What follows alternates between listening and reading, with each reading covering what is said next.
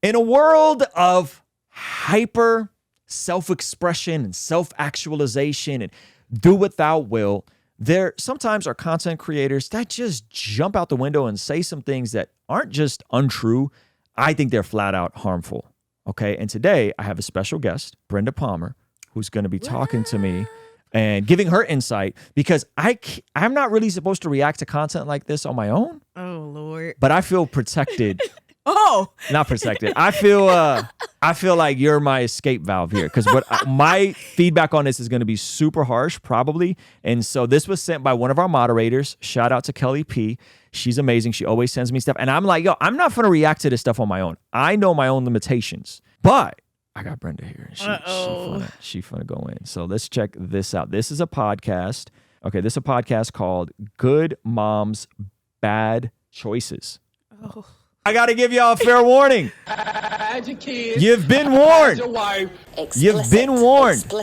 Explicit. All right. You're a woman of the Lord. Oh, Lord. Let's jump into this. All right. People should explore their whole phase. My aunt told me, trust me, you're not going to marry that guy. And my baby daddy, you should go be a hoe. She was like, you have to go to black school because you're around too many white people and you have to go hoe it up. And that's what I did. And I'm happy I got permission. I mean, I would have probably done it either way, but there's healing in the hoeing. We talk about that in the book. We even had a verse that said, heal first, hoe later. I didn't have an adult hoe phase. I had a child so young, and then I got married. College was my hoe phase. Freshman This is a sickness of the highest order. to junior year. Those 3 years were strong. Then you planned a baby. I'm retiring. It wasn't long enough for a whole phase. This is a You sickness feel protected because I'm black? No, I feel protected because you're a woman. That's I'm why. like, why- Because I can't why- talk about this kind of stuff. I feel protected because you're a woman. Oh, Lord. Yeah. Let's go. Just never get the whole phase at all. What do they do? Act like a hoe for your husband. Maybe go to the club and let someone fill on your booty. This is the remedy. These are your options. Maybe make out. I don't know. Don't tell your husband because that's what a real hoe does. Don't have. So it's not going to be worth it. Okay, so what is your take? Thoughts? Sometimes I wish we could get rid of the internet. No, because the crazy thing is I worry about like our Gen Zers, like our kids who have access to social media. And then I also feel bad for the person who finds comfort in scrolling on social media. They just been brokenhearted and comes across this and like activating my whole phase. Something that stood out. By the way, this is massive. 144,000 followers. This is massive. Good moms, bad choices. And they got another one about smoking weed while pregnant. I'll spare you that one. Actually, you want to watch that one? No, Okay. I do not. No, I do not. No, I do not. And I think something she said is, first of all, it's deception. And because they're talking about it like it was the best experience of their lives, and it actually cost them something. She said there's healing in hoeing, and it's absolutely the complete opposite of that. Cause everybody you sleep with, you take with you, but they don't want to talk about that part because that is, whether you like a believer or not, you experience it's a spiritual act. Yep. So you experience that, and I think it goes back to the whole value thing that I would just be out here giving myself to anybody. And then the whole hoeing for your husband and go out and let somebody fill you up and then come back and have sex. That's crazy to me. That is crazy to me. That she openly talked about it on the internet. Yeah. It's crazy. And I think that I wish I could take their phones. I am with you. I think it is alarming that this stuff is so prevalent. For sure. And that there's so many people consuming this. Because it had mad views and shares. They got a mad view. I mean, you said you had heard of this before, right? And so my thought goes like, how much work do we really have to do as followers of Jesus to combat this? Because this stuff is prevalent. It speaks to the lust of the eyes, lust of the flesh, pride of life. And it is absolutely self-destructive. It is. Right? Like this stuff, women being sold this like liberated, go be your best hoe, is like, it's crazy because we know this is true for men and women. The more partners someone has, the harder it is for them to pair bond when they want to settle down. And that, I think, is you don't get away with that lifestyle unscathed. No. In a very practical sense, you might get pregnant by somebody you want to get pregnant by. You might catch an STD. You might catch some. Or you just might be incapable of actually pair bonding with someone you do want to settle down with. I'm assuming they're in their 30s. Are they going to feel this way in their 40s? No. You know, are they going to want, what are they going to think when their kids come back and watch this? I was just about to say, when their kids watch that video, mommy, at 16, mommy, I'm about to hit my whole phase. You can't say no, wait till you're an adult. What are you saying? Like, we don't consider things or people or the impacts or our reality. Yeah. Hey, you want to see something kind of crazy? Over 75% of the people that watch this channel are not subscribed. Please consider subscribing and turning your bell notification on so that you don't miss anything we have going here. I got an acquaintance who I've gone on his pod, and I think this is something he's wrestled with. He's in the adult entertainment world, but he has a daughter now. Ooh. Right? And so it's like, logically live out your morality to its conclusion, and would you be okay with your daughter participating in this lifestyle? And all of a sudden, all of it starts to change, and the scales fall, and you're like, this actually isn't in my best interest. Let me bounce this off of you. Do you think that some of this is maybe because the church hasn't done a good job with theology around pleasure? 100%. I was literally going to say that. Like, I think part of this is the reason why culture has such a loud stance is because we don't really have one that is loud enough. Or it's like, you know, pity pat. And then too, it's harder for the church to challenge this when we got people having whole phases. Yeah. I think it's harder for us to challenge it. And so I do think that part of the education is on the body of Christ, where I feel like you go through this whole like, save yourself, don't have ills. It's terrible. Yes. And then it's like, so when I get married, it's just supposed to go off. Right. It's like, that's purity culture. yeah, right?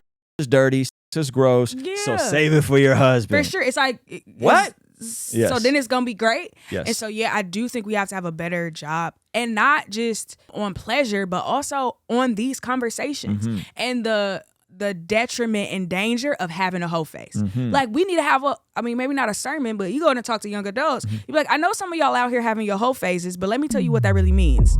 Like, I used to preach at young adults all the time. It was my favorite time because I feel like I could be real because I know what y'all do outside of here. So let's have real conversations. Yes. And I think if we created spaces where we had real conversations, they would be able to exist in those spaces and be like, I hear what you're saying, but that ain't really what this is.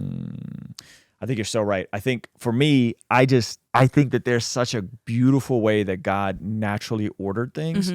And in a one man, one woman marriage, covenantal, there is no escape valve. We're in this together for life. We haven't gone through this phase. I think it is that is the optimal, and not to mention, I don't know if you saw this, it was a while back, but it was TikTok hookup culture. The like that world of like hookup culture, and them exposing the O gap in hookup culture, meaning that women who actually participate in this whole phase, there's a massive gap between them having orgasms and men having when they're hooking up.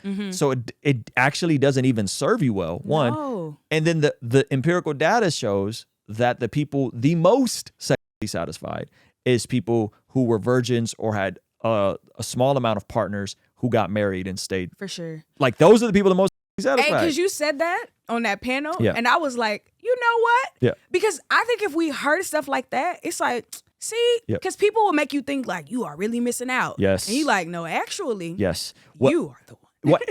And somebody would say ignorance is bliss. For you sure. don't know what you don't know. For sure. Okay, fair. However, when you are in a covenantal marriage, you have a lifetime to figure it out. Yeah, for sure. You have a lifetime to figure it out. And again, going back to the theology around pleasure, like Song of Solomon is a book It is a all book. about pleasure. And we don't talk about these things. And so what happens is we then take the artificial and we replace it with the authentic. Tim Ross was on his pod and he said something really interesting. He said he did Whole30, and you know what Whole30 is? Like no sugar, right? And he said he didn't have any processed sugar and just kept going, did like 100 days or something crazy, like no processed sugar.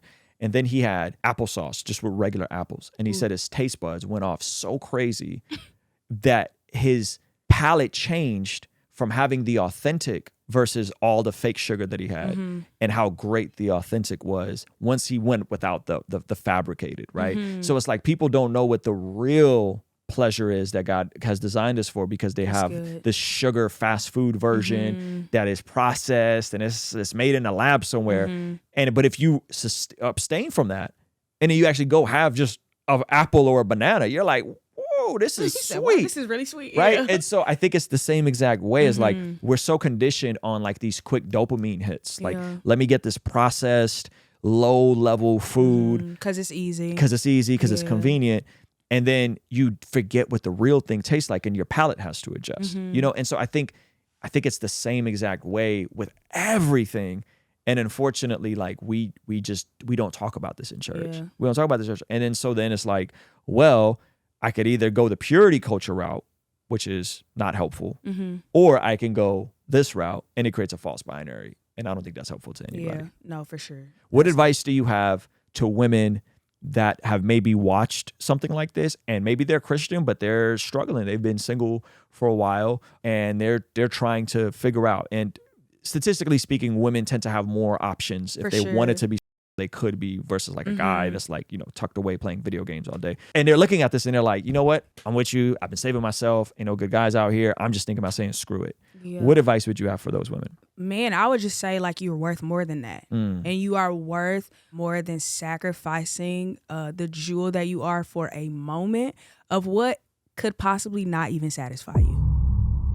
Because once you in it, you in it. And once you've done it, you've done it. And then too, like, I think that you don't consider, like, I have so many friends who have stories of like, I never struggled with depression until I slept with this dude. And now I am depressed. Yeah, because he was. And now you are now attached to his, now you got his stuff and your stuff. And I don't think we talk about that enough. I don't think we are as cognizant of, is a spiritual, you are becoming one with that person. So you're not becoming one with one though. Because if you in a whole phase and you didn't slept with 15 dudes, you now are attached to 15 dudes. And when you find your one, you're going to be comparing him to all 15 of the ones that you still got with you.